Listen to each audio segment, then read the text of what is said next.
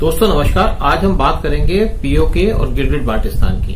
हमारी गवर्नमेंट ने पाकिस्तान को बड़ा फर्मली कह दिया है पिछले हफ्ते कि वो पीओके और गिलगिट बाल्टिस्तान को खाली कर दें। इससे पहले कभी भी इतने फर्मली बात नहीं की गई और इस बात को कहने के लिए हमको 73 साल तक का इंतजार करना पड़ा। और ये जो एरियाज हैं ये पाकिस्तान 1947 से ऑक्युपाई किया हुआ है इलीगल तरीके से। और दूसरी तरफ मई 5, 2020 को इंडियन मेट्रोलॉजिकल डिपार्टमेंट, जिसको आईएमडी बोलते हैं, इन्होंने वेदर रिपोर्ट देनी शुरू कर दी पीओके और गिलगिट बाल्टिस्तान के बारे में। जो ये मेट्रोलॉजिकल सब डिवीजन था जम्मू और कश्मीर का, उसका नाम चेंज करके रख दिया जम्मू एंड कश्मीर, लद्दाख, गिलगिट बाल्टिस्तान एंड मुजफ्फराबाद। मुजफ्फराबाद जो है ये कैपिटल है पाकिस्तान ऑक्युपाइड कश्मीर की। और दूसरी तरफ ये हमारी 73 साल में एक मेजर शिफ्ट है कश्मीर पॉलिसी के ऊपर या पाकिस्तान के ऊपर। और इसके साथ साथ हम ये भी कह दें कि अब जो हमारा जो इशू चलता था पाकिस्तान के ऊपर कश्मीर का, अब ये इशू चेंज होकर के ये इशू हो गया है पाकिस्तान ऑक्युपाइड कश्मीर एंड गिलगिट बाल्टिस्तान। दूसरी तरफ से अगर हम बात कहें तो हमारी ये पॉलिसी डिफेंसिव से ऑफेंसिव में आ गई है। ये पहली सीरियस एफर्ट है इंडियन गवर्नमेंट की टू गेट पीओके और गिलगिस्तान बैक फ्रॉम पाकिस्तान। जो ये पाकिस्तान उसको इलीगली ऑक्युपाई करके बैठा था इतने सालों के साथ। और हमारे फॉरेन ऑफिस ने पाकिस्तान के ऊपर प्रोटेस्ट लॉन्च किया क्योंकि पाकिस्तान के सुप्रीम कोर्ट ने एक ऑर्डर पास किया। उसने पाकिस्तान गवर्नमेंट को अलाउ कर दिया उनका जो 2018 का एक एडमिनिस्ट्रेटिव ऑर्डर था to conduct general elections in Gilgit Baltistan region. ये जो इसका नाम है गिलगिट बाल्टिस्तान ऑर्डर ऑफ 2018। इसकी वजह से वहां का जो प्राइम मिनिस्टर है पाकिस्तान के, वो उसमें कोई एडमिनिस्ट्रेटिव चेंजेस ला सकते हैं और उसके हिसाब से उनको बड़ी लेजिस्लेटिव पावर्स है कुछ ना कुछ चेंजेस लाने की। लेकिन मैं फिर ये कहूंगा कि ये जो एरिया है ये हिंदुस्तान का है, हिंदुस्तान को बिलोंग करता है, जिसको पाकिस्तान इलीगली ऑक्युपाई किया था। और आज हमारी गवर्नमेंट ने ये इशू उठा करके हमको बता दिया या हमको समझ आया कि गिलगिट बाल्टिस्तान क्या है। इसके बारे में अलग से हम बात करेंगे, इसके इंपॉर्टेंस के बारे में। लेकिन कुछ भी इशू हो, एक चीज है कि पाकिस्तान के सुप्रीम कोर्ट ने जो भी है पाकिस्तान की गवर्नमेंट के फेवर में डिसीजन लिया। अगर हम दूसरी तरफ अपने कोर्ट की बात करें, हमारे यहाँ के सुप्रीम कोर्ट की बात करें, कुछ लोग सुप्रीम कोर्ट में गए, उन्होंने पीओके गिलगिट बाल्टिस्तान का इशू उठाया तो हमारे सुप्रीम कोर्ट ने उन पर फाइन लगा दिया। सुना नहीं उनके केस को कि आप कोर्ट का टाइम वेस्ट कर रहे हो। और दूसरी तरफ अगर देखें कि हमारे सुप्रीम कोर्ट कैसे डिसीजन लेते हैं, रोहिंग्यास के बारे में लोग सुप्रीम कोर्ट चले गए क्योंकि यहाँ पे बहुत से लोग हैं जो हमारे गवर्नमेंट के काम को रोकना चाहते हैं, हमारे गवर्नमेंट को प्रोग्रेस को रोकना चाहते हैं और इलीगल लोगों को चाहते हैं यहाँ पे रहे या मुस्लिम्स यहाँ पे रहे जो इलीगल तरीके से आए हैं। तो सुप्रीम कोर्ट ने रोहिंग्यास का डिपोर्टेशन पे बैन लगा दिया, उस पर रोक लगा दी, क्वेश्चन पूछने लगे गवर्नमेंट से, तब इनका टाइम वेस्ट नहीं हुआ। दूसरी तरफ एक हमारे प्रशांत भूषण है, साथ में एक धवन भी है, ये सब कम्युनिस्ट हैं। ये अपने कोर्ट पे चले जाते हैं, खड़े हो जाते हैं, रात को 2-2 बजे खड़े हो जाते हैं, कोर्ट खुल जाते हैं इनके लिए कि जी इस टेररिस्ट के खिलाफ एक्शन हो रहा है, इसको रोक दो, फलाना रोक दो। और आपने देखा होगा कि निर्भया केस के अंदर भी क्या हुआ।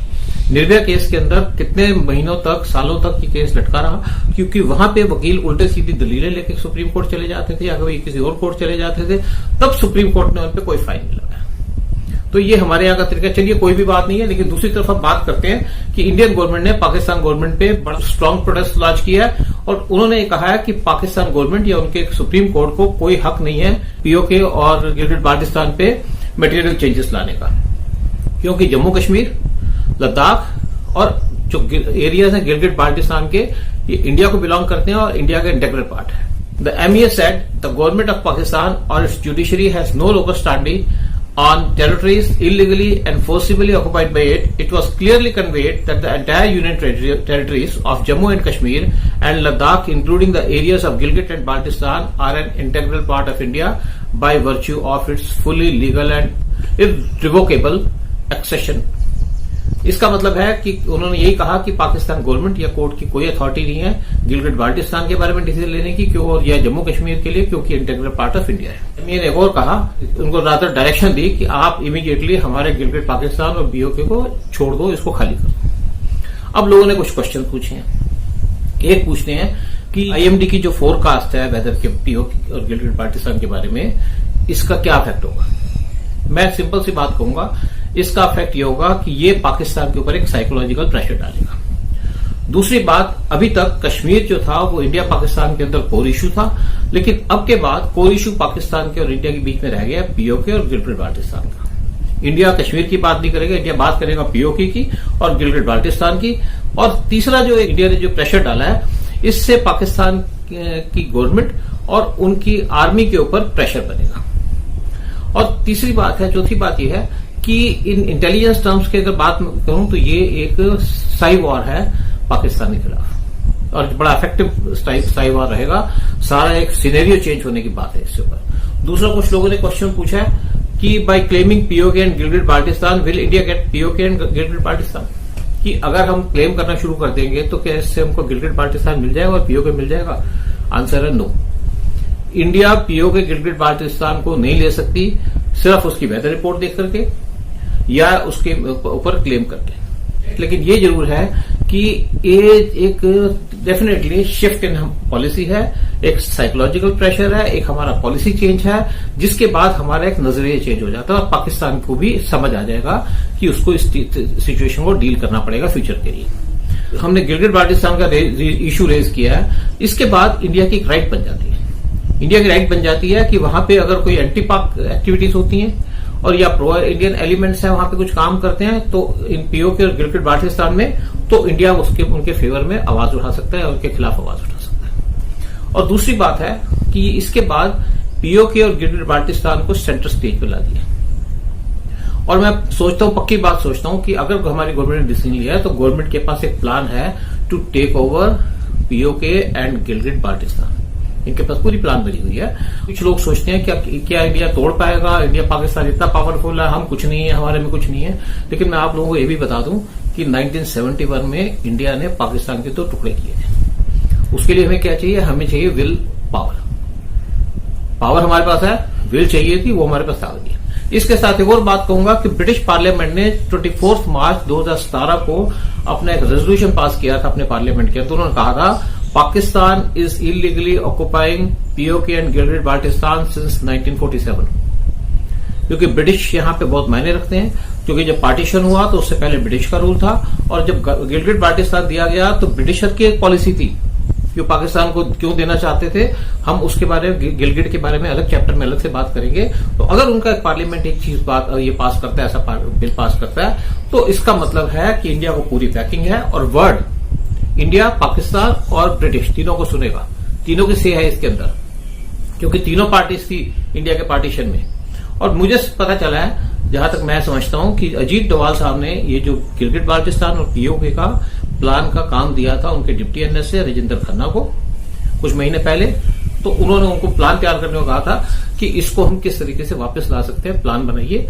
और मुझे लगता है कि वो प्लान बना के दे दिया गया। पाकिस्तान को तोड़ने का प्लान था, ये रॉ ने बनाया था, 1970 में बनाया था, उसको 1971 में इम्प्लीमेंट हो गया फाइनल स्टेज पे। आर्मी ने उसको इम्प्लीमेंट किया या हमारी फोर्सेस ने उसको इम्प्लीमेंट किया। और अगर इंडिया पाकिस्तान का ब्रेकअप 1971 में कर सकता है तो अब भी कर सकता है। और 1971 के बाद में आप लोगों को याद करा दूं, उस टाइम पे पाकिस्तान को यूएस खड़ा था उसके साथ। उनकी 7th फ्लीट हमारे इंडियन ओशन में आ गई थी, उनके साथ सारा यूरोप खड़ा था, सारा उनके साथ गल्फ खड़ा था और साथ में जितनी भी और पावर्स थी खड़ी थी। और चाइना भी बाउंड्री से झांक रहा था कि क्या हो रहा है, इंटरवीन नहीं किया। लेकिन हमारे साथ सिर्फ रशिया खड़ा था, हमने तब उसको पाकिस्तान को 2 टुकड़े कर दिए। तो आज की सिचुएशन में एक सिचुएशन बहुत बड़ी चेंज है। और दूसरी बात एक और है कि कुछ लोग पूछते हैं कि पीएम मोदी ने पिछले टेन्योर में क्यों नहीं किया, क्योंकि लोगों की आदत है कुछ ना कुछ पूछने की, अब क्यों किया। पिछले टेन्योर में मोदी ने अपने 55 महीने के अंदर 2-4 महीने तो इलेक्शन में लगे, वो कम से कम 95 कंट्रीज विजिट किए, इंक्लूडिंग रिपीट विजिट्स। किसी कंट्री में 1 बार गए, किसी में 2 बार गए, किसी में 3, किसी में 4, किसी में 5 भी गए। उस टाइम पे वो अपने ये लगे हुए थे कि एक तो इंडिया की पोजीशन बाहर में समझाने में लगे थे, दोस्त बनाने में लगे थे, वो उनके साथ ट्रेडिंग की बात हो रही थी, उनके साथ हमारे डिप्लोमेटिक रिलेशंस की बात हो रही थी, उनके साथ साथ बात हो रही थी सामान खरीदने की। क्योंकि इंडियन आर्मी के पास बहुत कुछ नहीं था उस टाइम, हम खाली पड़े थे। कांग्रेस पार्टी ने तो कुछ खरीदा नहीं 10 साल में, सिर्फ कमीशंस के चक्कर में लगे। तो इस टेन्योर के अंदर मोदी ने पाकिस्तान को आइसोलेट किया और चाइना को बैकफुट पे लाया।